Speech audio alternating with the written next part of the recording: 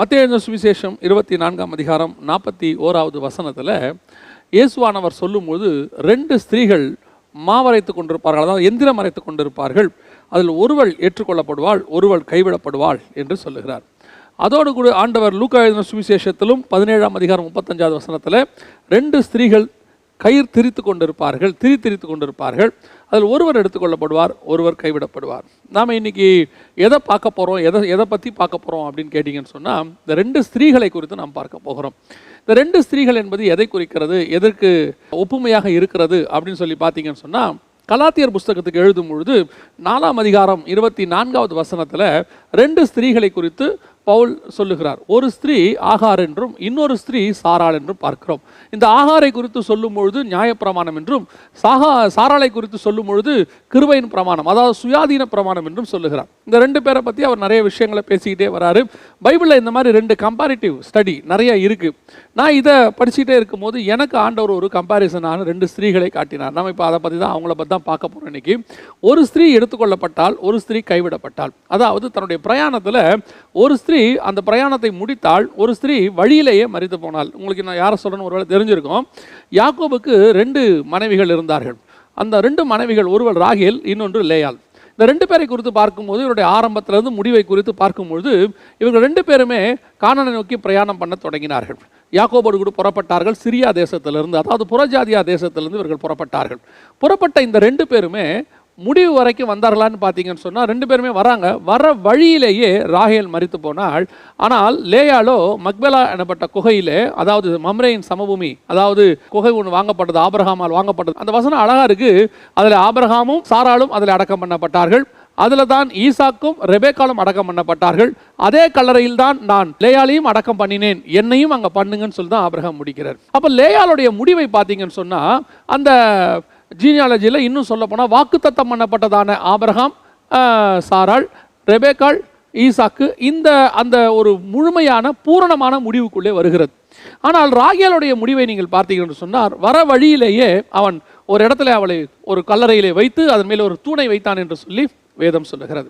நான் இதை எப்படி நான் படிக்கும்போது ஆண்டவர் எனக்கு சொல்லிக் கொடுத்தது என்னன்னு சொன்னால், இன்னைக்கு 2 வகையான சபைகள் இருக்கிறது. சபைகள்னா விசுவாசிகள் 2 வகையாக நாம் இருக்கிறோம். 2 பேருமே யாக்கோபுக்கு மனைவிகள் தான். 2 பேருமே தேவனுக்கு என்று அழைக்கப்பட்டவர்கள் தான். அதான் புத்தி உள்ளவர்கள், புத்தி இல்லாதவர்கள், 2 பிரிவு இருக்குது. 2 பேருமே கன்னிகைகள் தான். 2 பேருமே மணவாளை நோக்கி புறப்பட்டவர்கள் தான். இந்த யாக்கோபுடைய மனைவிகள் ராகேலுக்கும் லேயாளுக்கும் ஞானார்த்தம் உண்டு. அதாவது கலாத்தியர் 4 சொல்லும் போது, ஆகாருக்கும் சாராளுக்கும் ஞானார்த்தம் உண்டு என்று சொல்லப்பட்டதுபடியே இந்த ராகேலுக்கும் லேயாளுக்கும் ஞானார்த்தம் உண்டு. அந்த ஞான அர்த்தத்தின்படி இந்த 2 பேரும் புறப்பட்டு வருகிறார்கள். இவர்கள் 2 பேரும் வந்தால் தான் பூரணமாகும். இந்த 2 பேருடைய பூரணத்துக்குள்ள ஒரு சின்ன குறைவு வருகிறது, அதாவது ராகேலுடைய வாழ்க்கையில். இப்போ நம்ம அதை குறித்து தான் நம்ம இன்னைக்கு பார்க்க போகிறோம். இந்த லேயாளையும் ராகேலையும் குறித்து பார்க்கும்பொழுது, லேயாளுடைய வாழ்க்கை ஆரம்பத்தில் ஒரு அற்பமாக எண்ணப்பட்ட வாழ்க்கை. இந்த காரியத்தை நான் தியானித்த போது எனக்கு சில காரியங்கள் ரொம்ப ஆச்சரியமாக இருந்தது. லேயாளை குறித்து எனக்கு கொஞ்சம் துக்கமாகவும் இருந்தது. ஏன் லேயாளை குறித்து துக்கமாக இருந்தது அப்படின்னு கேட்டால், ஒரு சராசரி பெண்ணுக்கு கிடைக்கக்கூடியதான அடிப்படை சுதந்திரம் கூட அவளுக்கு இல்லாத இருந்ததை நாம் பார்க்கிறோம். அவள் மூத்தவள், அவளுக்கு தான் திருமணம் முதல்ல செய்யணும், உண்மைதான். ஆனால் யாக்கோபு அந்த வீட்டில் ஏறக்குறைய ஒரு 7 வருஷமாக இருக்கிறான். 7 வருஷமாக அவனுடைய பார்வை முழுவதும் ராகேல் மேலேயே இருக்கிறது. அந்த 7 வருஷத்தில் ஆரம்பிக்கும் பொழுது லாபான் சொல்லுகிறாரு, நான் என்ன செய்கிறேன், உனக்கு திருமணம் பண்ணி கொடுக்குறேன் அப்படின்னு சொல்லி ராகேலை திருமணம் பண்ணி கொடுக்குறேன்னு தான் சொல்கிறார். அதற்காக நான் 7 வருஷம் வேலை செய்கிறேன்னு தெளிவாக சொல்லி தான் யாக்கோபு வேலை செய்கிறார். ஒன்று இளைய மகளுக்காகன்னு சொல்லி தான் வேலை செய்கிறார். இப்போ வேலை காலம் முடிவடைகிறது, 7 ஆண்டு காலம் முடிவடைகிறது. வசனம் சொல்லுகிறது, அவன் என்ன செஞ்சிருக்கான், அந்த 7 வருஷம் ராகேலை குறித்தே நினைத்து கொண்டிருந்தானாமா. அதனால் டைம் போனதே அவனுக்கு தெரியல. 7 வருஷம் அவ்வளோ அழகாக வேலை பார்த்து முடிச்சுட்டாரு. திருமணம் பண்ணி கொடுக்க வேண்டிய நாள் வருகிறது. நாம் எல்லாருமே என்ன நினைக்கிறோன்னா, லேயாளை அனுப்பி விட்டாரு, அதனால் போயிட்டு அந்த ராத்திரியில் அந்த அம்மா யாக்கோபோடு கூட இணைந்தாங்க அப்படின்னு சொல்லி பார்க்குறோம். இது ஒரு புறம், ஒரு வசனம் அப்படியே இருக்கட்டும். லேயாளுடைய மனநிலையை நினைத்து பாருங்கள். அவளுக்கும் ஒரு ஆசை உண்டு, அவளுக்கும் ஒரு இருதயத்தில் எண்ணங்கள் இருக்கும். இப்போ தங்கச்சியை தன்னுடைய கணவன் நேசித்து தான் கல்யாணம் பண்ண போகிறாரு. ஆனால் அவருக்கு இவள் மேலே எந்த விதமான நேசமும் இல்லை. திருட்டளவாய் அவள் போய் ஒரு கல்யாணம், திருட்டு கல்யாணம், அதாவது யார் பண்ணுறது அப்படின்னு கேட்டிங்கன்னு சொன்னால், அப்பாவே செஞ்சு வைக்கிறார். அப்படின்னா இவன் எவ்வளோ ஒரு நிலைமை பாருங்க. நான் இதை யோசித்து பார்க்குறேன். லேயாளை கூப்பிட்டு லாபான் யாக்கோபை திருமணம் பண்ணி கொள்றியான்னு கேட்கவே இல்லை. உனக்கு அவனை திருமணம் பண்ணிக்கிறான்ற கேள்வி அவன் கேட்கல. ஏங்க கேட்கணும்? அந்த காலத்தில் எல்லாரும் கேட்டாங்களா? கேட்டிருக்கிறாங்க. இதே லாபான் ஈசாக்கை திருமணம் பண்ண போகும்போது ரெபெக்காளை பார்த்து ஒரு கேள்வி கேட்கிறார். நாம் பெண்ணின் வாய்ப்பிறப்பை கேட்போம் என்று சொல்லுகிறார். பெண்ணின் வாய்ப்பிறப்பை கேட்போம். அப்போ கூப்பிட்டு ரெபெக்காளை கேட்குறாங்க, இந்த மனுஷனோட போகிறாயா? ரெபெக்காளுடைய முடிவுக்கு அவங்க காத்திருக்கிறாங்க பாருங்களேன். ஒரு தன் தங்கைக்கு ஒரு முடிவை எடுத்ததான லாபான் தன் மகளுக்கு என்று வரும்போது அவளை ராத்திரியோட ராத்திரியா போய் அவளுக்கு ஒரு அருவருப்பான காரியத்தை செய்ய சொல்லுகிறான். யோசித்து பாருங்க, அவன் அப்படி செய்ததன் நிமித்தம் 4 குழந்தை பிறக்கிற வரைக்கும் இந்த லேயாளை யாக்கோபு நேசிக்கல.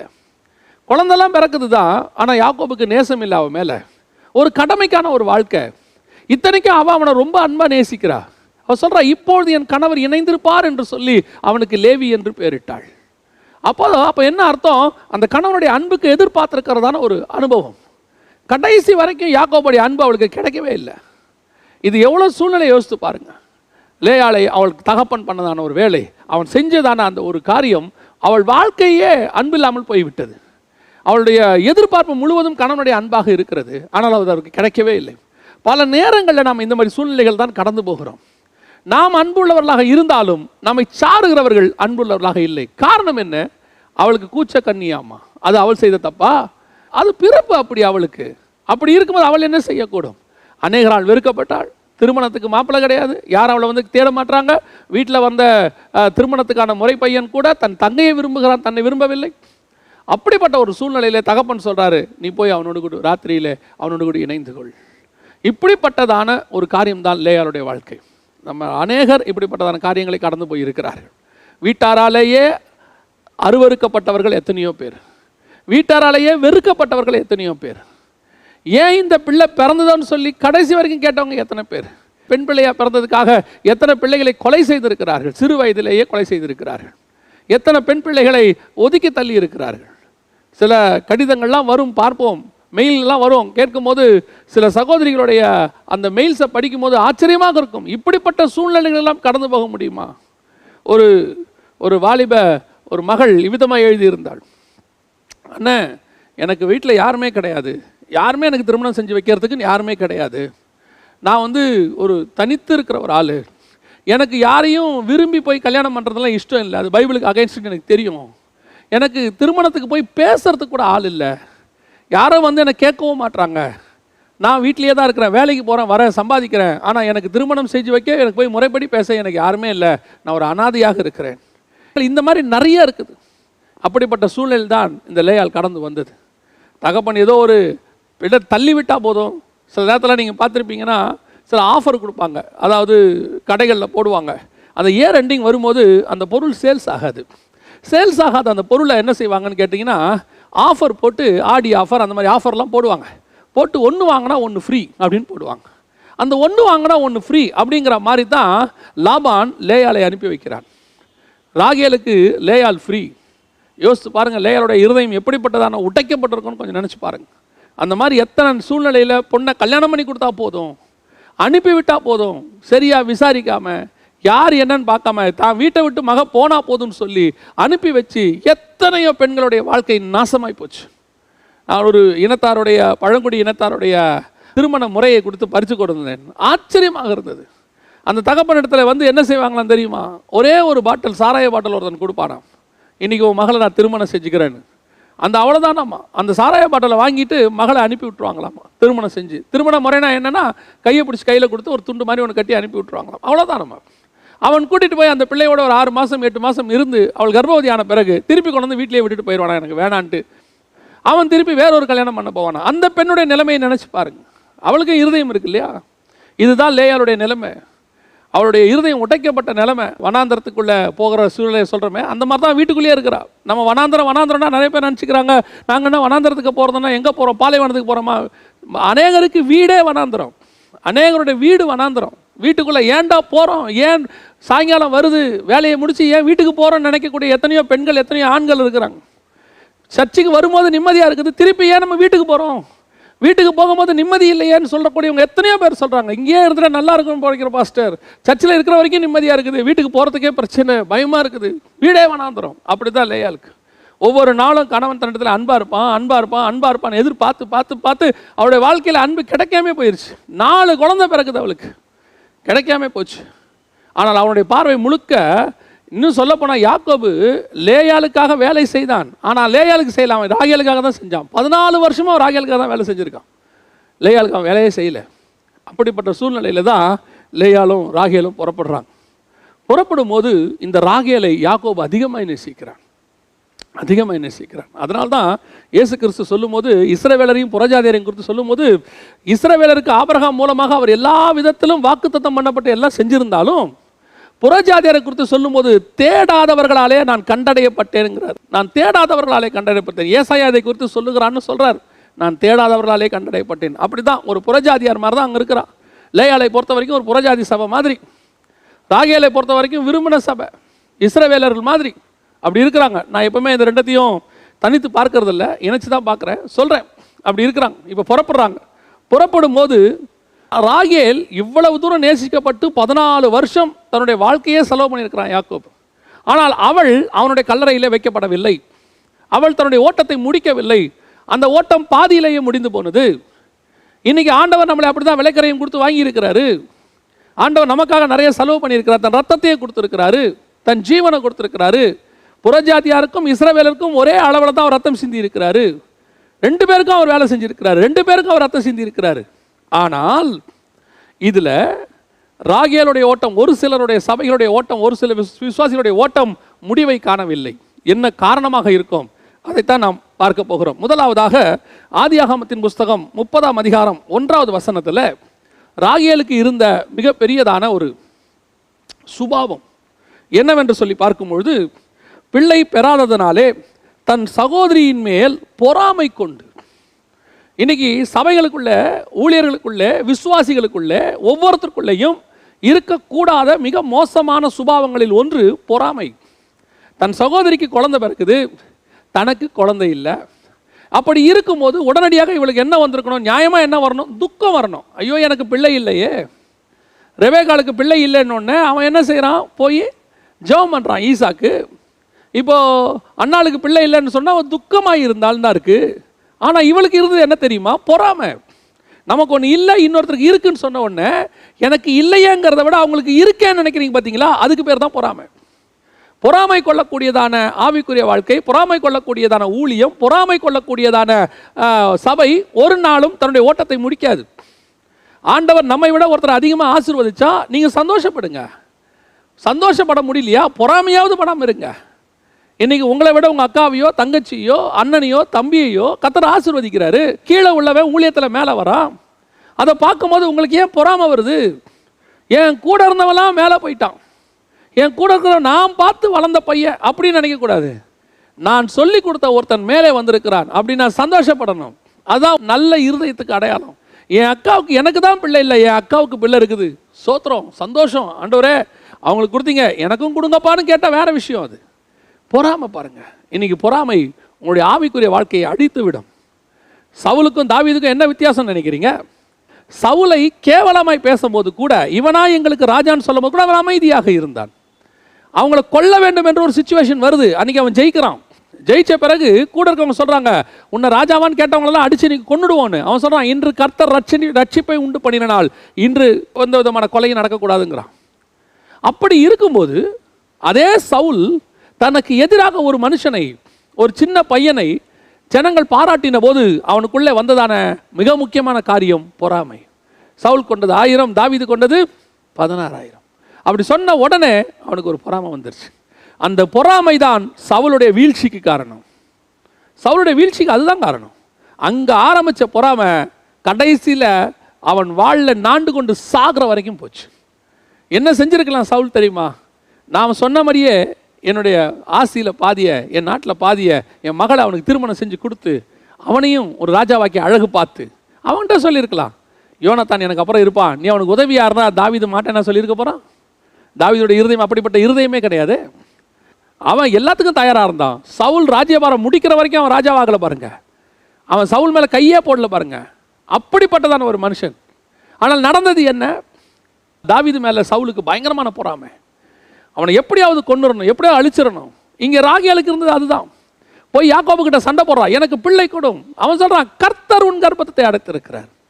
கர்த்தர் உனக்கு கொடுக்காம ஒரு காரியத்தை கொடுங்க நீங்க கேட்கும் போது உங்களுக்கு எப்படி கிடைக்கும்?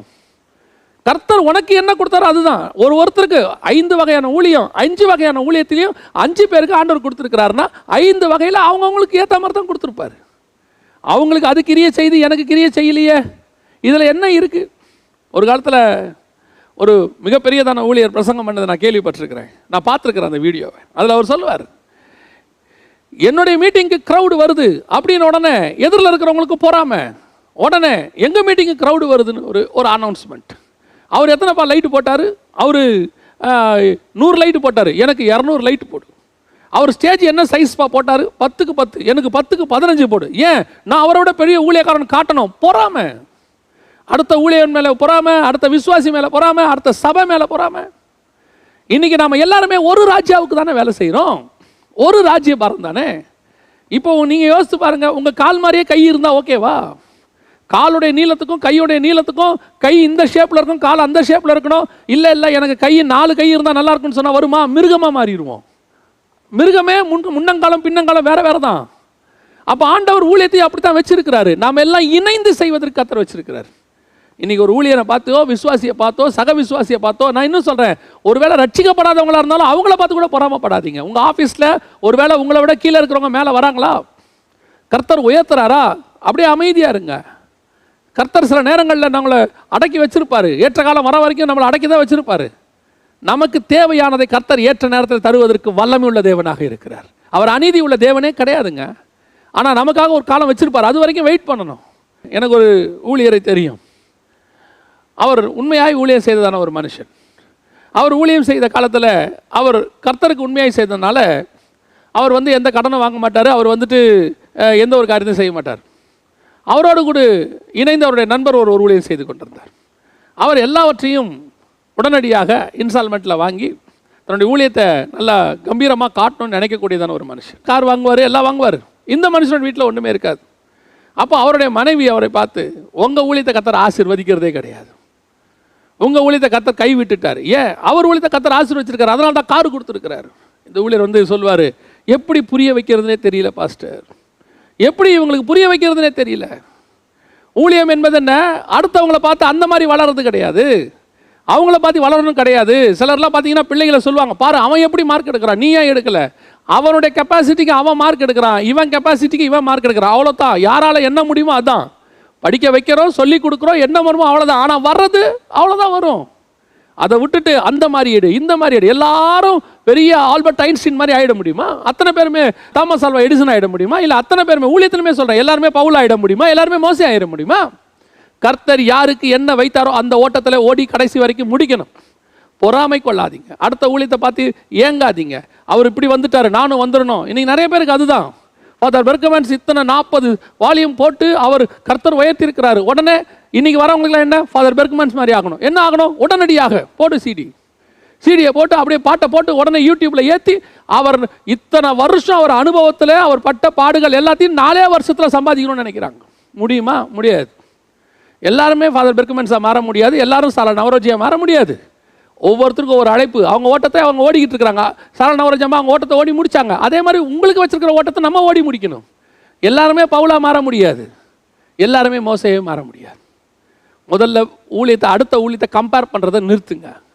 ராகேலுடைய வாழ்க்கையில் மிகப்பெரியதான தோல்விக்கு காரணம் என்ன தெரியுமா? கம்பேரிசன். தன் அக்காவின் மேல் பொறாமை. அதனுடைய வீழ்ச்சி எங்கே வந்துச்சு தெரியுமா அவளுக்கு? உடனடியாக அந்த அம்மா என்ன பண்ணுறாங்க தெரியுமா? ஷார்ட்கட் ஒன்று எடுக்கிறாங்க. கர்த்தர் பிள்ளையை அடைச்சி வச்சிருக்கிறாரு, இந்த அம்மா என்ன செஞ்சுருக்கணும்? நேராக போய் ஆண்டவர்கிட்ட கேட்டிருக்கணும். ஏன்? ரெபேக்காள் ஆண்டவர்கிட்ட தான் கேட்டாங்க. சாராள் 89 வயசு வரைக்கும் பொறுமையாக இருக்கிறாங்க. ஆண்டவர் குழந்தை கொடுக்குறாங்க, 89 வரைக்கும் பொறுமையாக இருக்கிறாங்க. அந்த அம்மா நடுவில் ஒரு செஞ்ச தப்பு ஆகார் விஷயத்தில். இப்போ அதாவது ஒரு பாடம் இருக்குது. இப்போ இந்த அம்மாவும் அதே தப்பை செய்யுது. ஆகார் அந்த அம்மா கூட்டம் வந்த மாதிரி இந்த அம்மா என்ன செய்யுது? என் வேலைக்காரி. அந்த குழந்தை எந்த குழந்தை தெரியுமா? அந்த வேலைக்காரி குழந்தை பேர் தெரியுமா? தான் கோத்திரம் பிறகுது. அந்த ராகேல் லூப் லைன் எடுத்தது, ஷார்ட்கட்.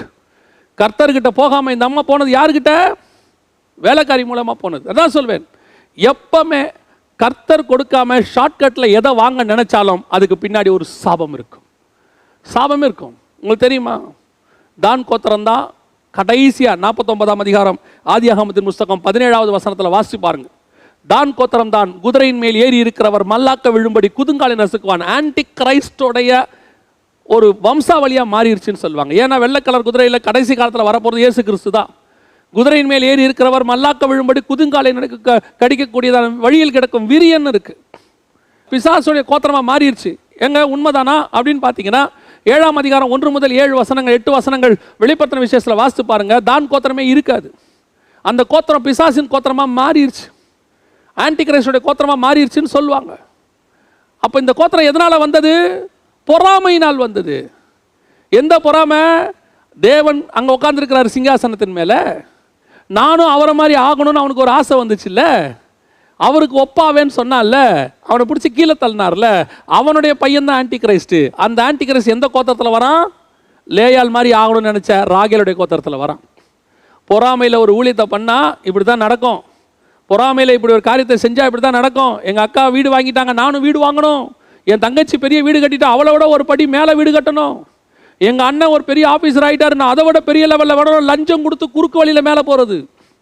அவங்க உண்மையாக கத்தர் ஏதோ ஒன்று கொடுத்துருப்பாரு, உடனே கடனை வாங்கி அதை விட பெரிய வீடாக கட்டணும். கட்டுங்க. கடைசியில் கடன் அடக்க முடியாமல் வீடு ஏலத்தில் போகுது. ஏன்? பொறாமை. அவரை மாதிரி ஆகணும், இவரை மாதிரி ஆகணும். ஷார்ட்கட்டில் போன சாபம் வந்து நிற்கிது. இன்னைக்கு நிறைய பேருடைய வாழ்க்கையில் அதான் சாபம். ராகேலுடைய வாழ்க்கையில் என்ன வந்துச்சு? சாபம் வந்து நின்றுச்சு. தான் கோத்திரம் வந்து பிறந்துச்சு. அதான் சொல்கிறேன், கர்த்தர் ஒன்று கொடுக்குற வரைக்கும் பொறுமையாக வெயிட் பண்ணிங்க, ஷார்ட்கட் எடுக்காதீங்க. ஊழியத்தில் கூட சொல்கிறேன், கர்த்தர் உயர்த்துற வரைக்கும் பொறுமையாக இருங்க. 10 வருஷம் ஆகட்டும், 5 வருஷம் ஆகட்டும். இப்போ என்ன பண்ண போகிறோம்? நம்ம என்ன அர்ஜென்ட்டாக ஓடி முடிச்சு என்ன பண்ண போகிறோம்? கர்த்தர் நமக்கு நியமிச்ச நாள் வரைக்கும் 10 வருஷம் ஆகட்டும், 5 வருஷம் ஆகட்டும், இருக்கட்டுமே. ஆண்டவராக உயர்த்துற வரைக்கும் பொறுமையாக இருப்போமே. ஒரு ஊழியர் சொன்னாராம், கேள்விப்பட்டது, ஊழியத்துக்கு வந்த 2 வருஷத்துக்குள்ளே செட்டில் ஆயிடணும்பா, அதுதான் சரியான ஊழியம். யார் சொன்னது? ஆபிரகாம் செட்டில் ஆகிறதுக்கு 100 வயசு ஆச்சு. 99 வருஷம் தான் அவருக்கு, 100 வயசில் தான் ஈசாக்கே பிறகுறான். யாக்கோபு எப்போ செட்டில் ஆனார்? ஈசாக்கு எப்போ செட்டில் ஆனார்? பவுல் செட்டிலே ஆகலை. இன்னும் சொல்ல போனால் எபிரேயர் 11 சொல்லுது, பூமியில் நமக்கு செட்டில்மெண்ட்டே கிடையாதுன்னு சொல்லுது. இன்றைக்கி எல்லாருடைய மென்டாலிட்டியும் அதான் இருக்குது. அவரை மாதிரி செட்டில் ஆயிடணும், இவரை மாதிரி செட்டில் ஆயிடணும், அவரை மாதிரி மினிஸ்ட்ரி பண்ணணும், இவரை மாதிரி மினிஸ்ட்ரி பண்ணணும். அவங்கள மாதிரி நம்ம வரணுங்கிற ஆசை வேறு. அது வந்து ஒரு பெஞ்ச் மார்க் மாதிரி, இந்த லெவலுக்காவது நான் வரணுங்க, அது ஆசை வேறு. பொறாமை வரக்கூடாது. பொறாமை என்ன ஆயிரும் தெரியுமா? ராகேலுக்கு வந்த மாதிரி வந்துடும். பொறாமை கொள்ளுகிற சபை. உங்கள் ஏரியாவில் ஒரு சபை நல்லா வளருதா, சோத்திரம் பண்ண கற்றுக்கோங்க முதல்ல. அவங்கள கர்த்தர் ஆசீர்வச்சிருக்கிறாரு. உடனே என்ன நினைக்கிறது தெரியுமா?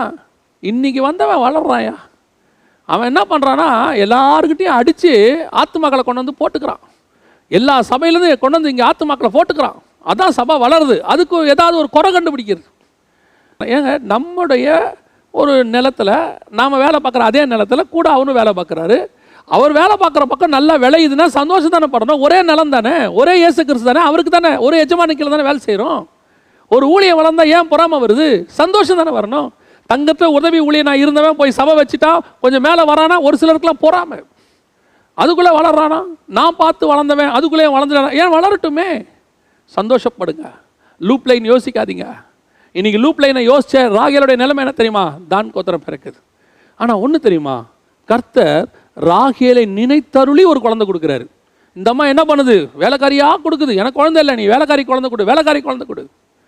ஆனால் இந்த அம்மாவை கர்த்தர் ஒரு காலத்தில் நினைக்கிறாரு, இவ்வளோ ஆசைப்படுறாரு, இவளுக்கு நம்ம ஒரு குழந்தைய கொடுப்போம். யாரை கொடுத்தார் தெரியுமா? யோசேப்பை கர்த்தர் கொடுத்தார். இயேசு கிறிஸ்துவுக்கு நிழலாட்டமாக எல்லாத்துலேயும் பாருங்கள், யோசேப்பு கனித்தரும் செடி. அதுதான் நான் சொல்கிறேன், நீ அவசரப்பட்டு வாங்கினது தான், கர்த்தராக கொடுத்தது யோசேப்பு. நீ பொறுமையாக இருந்தால் கர்த்தர் உனக்கு யோசேப்பை கொடுப்பார். நீ காத்துரு, தேவ சமூகத்தில் காத்துரு. போய் அப்படியே உடனே அப்படி பண்ணுறது இப்படி பண்ணுறது. ஒரு விசுவாச தம்பதியார், அந்த தங்கச்சி விதமாக எழுதி இருந்துச்சு. கேட்க மனசு ஒட்டஞ்சே போச்சு. கல்யாணம் ஆகி 2 வருஷம் 3 வருஷம் ஆகுது, குழந்தை இல்லை. குழந்தை இல்லைன்னொடனே அந்த அந்த சகோதரிக்கு தான் ஏதோ பிரச்சனை அப்படின்னு சொல்லி கொண்டு போய் அந்த சகோதரிக்கு அந்த குழந்தை பிறக்கிறதுக்கான ஒரு ப்ரொசீஜர்னு சொல்லி அந்த கருமுட்டையை உருவாக்குறதுக்குன்னு சொல்லி அவள் உடம்புல ஒரு நாளைக்கு 10 ஊசி 12 ஊசி குத்துறதாமா. அவள் வலி தாங்க முடியாமல் ஒரு 2 நாள் டைம் கொடுங்க, எங்கள் அம்மா வீட்டுக்கு போயிட்டு வந்துடுறேன், ரெஸ்ட் எடுத்துக்கிறேன்னு சொல்லி வந்துட்டு ஃபோன் பண்ணுறா, அண்ணா என்னால் தாங்க முடியலண்ணா, ஒரு நாளைக்கு 12 ஊசி குத்துறாங்கண்ணா. நான் சொல்கிறேன் கர்த்தர் கொடுப்பாருன்னு. இல்லை, ஒன்று குழந்தை இந்த வருஷம் பிறக்கணும், இல்லைன்னா உன்னை டைவர்ஸ் பண்ணுவேன். கிறிஸ்தவன் சொல்கிற வார்த்தை நல்லா தெரிஞ்சுக்க. கர்த்தர் கொடுக்குற வரைக்கும் காத்திருக்காம நீ நடுவில் போய் இந்த மாதிரி காரியத்தை டைவர்ஸ்லாம் ஏதாவது பண்ண உன் ஓட்ட முடியாது, நீ நடுவிலேயே செத்து போவ. அதான் உண்மை. ராகேல் நடுவிலே மரணம் அடைந்தாள். நீ உன் ஜெபத்துக்கு கர்த்தர் பதில் கொடுக்க வல்லமை உள்ளவர். அப்புறம் எதுக்கு சர்ச்சில் கல்யாணம் பண்ணுறீங்க? எதுக்கு விசுவாச பிரமாணம் கொடுக்குறீங்க? சுகத்திலும் துக்கத்திலும் வாழ்விலும் தாழ்விலும் சொல்லி எதுக்கு சொல்கிறீங்க? ஒரு குழந்தை இல்லைன்னா என்ன? சரி, குழந்தையே இல்லைன்னா என்ன? இப்போ எத்தனை ஊழியர்களுக்கு குழந்தை இல்லை தெரியுமா? சந்தோஷமாக இருக்கிறாங்க. எத்தனையோ ராஜாக்களுக்கு குழந்தை இல்லை, சந்தோஷமாக தானே இருக்கிறாங்க. என்ன இப்போ ஆபிரகாமுக்கு 25 வருஷம் கழிச்சு குழந்தை பிறந்துச்சு, 20 வருஷம் கழிச்சு ஈசாக்கு குழந்தை பிறந்துச்சு. ஏன் பைபிளில் படிக்கிறீங்க தானே, எல்லாம் தெரியுது தானே. ஏன் போய் அந்த பிள்ளை இவ்வளோ வேதனைப்படுத்தி அந்த மகளை அவங்க மனைவியை போட்டு கஷ்டப்படுத்தி டைவர்ஸ் பண்ண போகிறேன், விரட்ட போகிறேன்? நல்லா மனசில் வச்சுக்கொள்ளுங்க. ஒவ்வொன்றுக்கும் கர்த்தர் கணக்கு தீர்க்கிற தேவன். கர்த்தர் வச்சிருக்கிறார் கணக்கு. இந்த மாதிரி வேலையெல்லாம் செய்யவே கூடாது. அதுவும் கிறிஸ்தவத்தில் கூடவே கூடாது. கர்த்தர் கொடுத்தா தோத்திரம், கர்த்தர் கொடுக்காவிட்டாலும் தோத்திரம். இன்னைக்கு கொடுத்தா சோத்திரம், 10 வருஷம் கழிச்சு கொடுத்தாலும் சோத்திரம். உனக்கு என்ன நியமித்ததோ அதை கண்டிப்பாய் கர்த்தர் பரலோகத்திலிருந்து அருள்வதற்கு வல்லமையுள்ள தேவனாக இருக்கிறார். அவங்கள பார்த்து அண்ணனுக்கு குழந்தை 2 குழந்தை இருக்குது, தங்கச்சிக்கு 3 குழந்தை இருக்குது, எனக்கு மட்டும் குழந்தை இல்லை, எல்லாம் இவளால்தான் சொல்லி விரட்டி விடுறது ஸ்டாப். இதை மட்டும் நிறுத்துங்க. அதே மாதிரி ஊழியத்தின் பாதையிலும் சரி, குடும்ப வாழ்க்கையிலும் சரி, மற்றவங்கள பார்க்காதீங்க, யாரையும் பார்க்க, யாரோடையும் கம்பேர் பண்ணாதீங்க. ஒன்று தெரிஞ்சுக்கோங்க, we are uncomparable. கர்த்தர் நம்மளை அப்படி தான் உண்டாக்கி வச்சிருக்கிறாரு. நமக்கு நம்ம தான் ஒரே டிசைன், இன்னொரு டிசைன் கிடையாது. இந்த புடவை கடையெல்லாம் சொல்லுவாங்க டிசைனர் சாரீஸும்பாங்க. அதுனா என்னென்னா அது 1 தான் வருமா, இல்லை 2 தான் வருமா, அதுக்கு மேலே வரவே வராது. உலகத்துலேயே அந்த மாடல் வேலை இருக்காதாமா, அதுக்கு பேர் டிசைனர் சாரினாமா. அந்த மாதிரி தான் நம்மெல்லாம் டிசைனர்ஸ். ஆண்டவர் நம்மளை 1 தான் படைச்சிருக்கிறாரு. ஆண்டவருக்கு ஒரு யோசுவா தான், ஒரு யாக்கோபு தான், ஒரு மோசே தான், இன்னொரு மோசே வரமாட்டார், ஒரு மோசே தான். அந்த மாதிரி ஆண்டவர்கிட்ட நிறைய இருக்கிறாங்க. ஒரு யோசேப் இருக்கிறாரு, ஒரு பவுல் இருக்கிறாரு, ஒரு பேதுரு இருக்கிறார். ஆண்டவர்கிட்ட இந்த மாதிரி டிசைன் நிறைய டிசைன் இருக்குது. ஆனால் ஒரு டிசைன். அந்த மாதிரி தான் நீங்களும் நானும். நம்ம பிரத்யேகமாக செய்யப்பட்டவங்க. நமக்கு தேவைகளை பரலோகம் சந்திக்க வல்லமையுள்ளதாக இருக்கிறது. மற்றவங்களை பார்த்து பொறாமை கொள்ளாதீங்க, மற்றவங்கள பார்த்துட்டு ஏக்கம் கொள்ளாதீங்க.